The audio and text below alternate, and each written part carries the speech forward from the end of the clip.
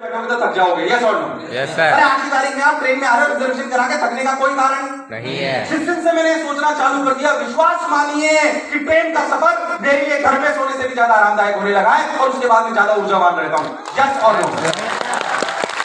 ये सोच की बेटी है जो आपको तोड़नी पड़ेगी। कोई ट्रेडिशनल सोच अगर आपके मन में है तो उसे हटाना पड़ेगा। अरे जो सवाल छठी क्लास में टफ लगता था वो आज टफ लगता है कि आसान?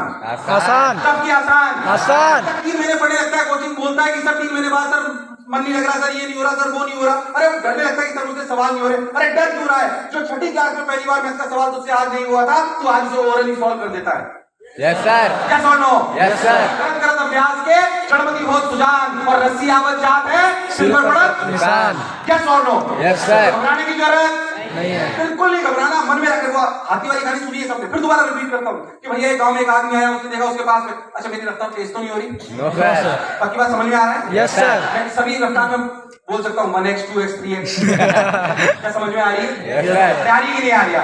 इसलिए बोलता हूँ कि तुम्हारा दिमाग भी तेज हो, तुम्हें मेरी बात समझ में आनी चाहिए। अपन कोई 70 साल के बूढ़े नहीं है। अरे यस और नो? Yes sir. और शादी की भी बूढ़े होंगे।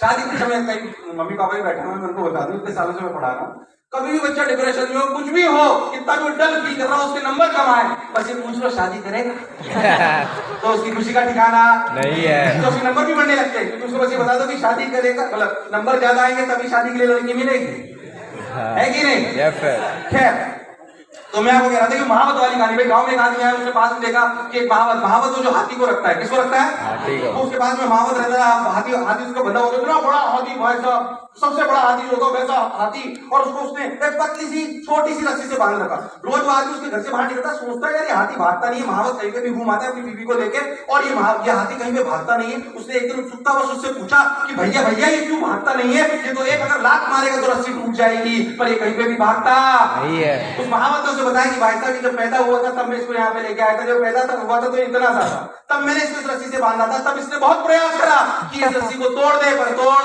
क्योंकि उस समय उसमें क्षमता नहीं। अरे यस और नो? उस समय उसमें क्षमता नहीं थी, पर आज जब उसमें क्षमता आ गई है तब भी उसे लगता है कि वो उसे तोड़ नहीं पाएगा।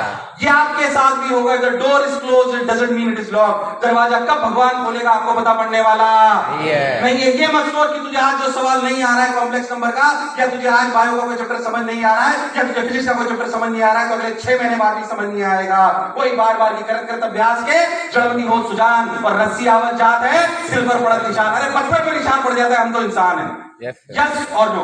Yes sir. क्या मेरी बात क्लियर है? Yes sir. हम वो हाथी वाली कहानी दोहराएंगे नहीं। डिस्कवरी में आप सब लोगों ने देखा होगा, मैं आपको बताता हूँ फिर से वो एग्जांपल, लाइव एग्जांपल डिस्कवरी करके बताता है।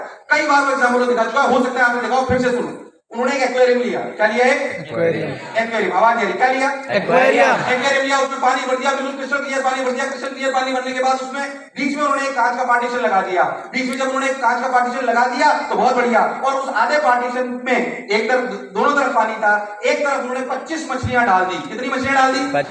25 मछलियां डाल दी। 25 मछलियां शुरुआत में उस जो बीच में पार्टीशन था उसमें जाती थी, टकराती थी, वापस आ जाती थी, जाती थी, टकराती थी और वापस आ जाती थी। उन्हें शुरुआत में लगा दुनिया उधर भी लग रही है, पर क्योंकि कांच का पार्टीशन था इसलिए वो जाती नहीं थी। 7 दिन बाद एक्सपेरिमेंट करके बताया कि लोगों ने उस 7 दिन बाद उस बीच के पार्टीशन को हटा दिया। जब बीच के पार्टीशन को उन्होंने हटा दिया तो देखा कि उन 25 मछलियों में से 24 मछलियां आज भी उधर जा नहीं है। उन्हें लगता है दुनिया इतनी ही है, क्योंकि उन्होंने अपने मन में बिठा लिया कि दुनिया कभी भी बड़ी हो नहीं सकती।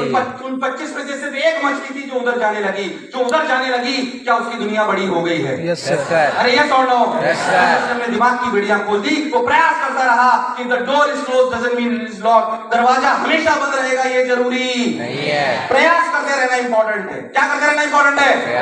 प्रयास करते रहना इंपॉर्टेंट है। तो मेरी पहली शर्त आपसे ये, मेरी पहली सीढ़ी ये है कि आपको ऊंची सोच रखनी है। कैसी रखनी है? ऊंची सोच। उस ऊंची सोच को छोटा नहीं करना है अपनी संकुचित विचारधारा से या अपने पुराने एक्सपीरियंसेस से, या हम आसपास में जो सुनते हैं कि कैसे लखनऊ के पास के गांव का लड़का कोई बड़ा आदमी बन सकता है, या लखनऊ का कैसे कोई बेटा वर्ल्ड का टॉप सर्जन बन सकता है जो कोरोना का भी इलाज कर सकता है। यस और नो? Yes sir. ऐसा हो सकता है कि नहीं हो सकता? हो सकता है। अरे हो सकता है कि नहीं हो सकता? हो सकता है। आपको सोचना पड़ेगा ये क्यों सिर्फ देश सोचते हो दुनिया में भी तुम ऐसा कुछ कर सकते हो। अरे हमारे यहाँ से निकले हुए लोग गूगल और उसके सीईओ हैं जिनको हम बहुत पूछते हैं, पर वास्तविकता में कि हमारे को फेसबुक बनने वाला नहीं बनना है या उसको यूज करने वाला नहीं बनना है, हमें फेसबुक बनाने वाला बनना है। यस और no? Yes sir. Google use करने वाला नहीं बनना है, हमको गूगल बनाने वाला बनना है। इस सभागार से बैठे हुए ऐसे बच्चे होने चाहिए जो ऐसा ट्रांसपोर्टेशन क्रिएट करें जो हो सकता है कि बिना रोड के चलता हो और बहुत कुछ उसमें हो सकता हो। मैं कह रहा हूं कि आपकी सोच ऊंची होनी चाहिए। बस एक बात ध्यान रखना कि जब सोच ऊंची हो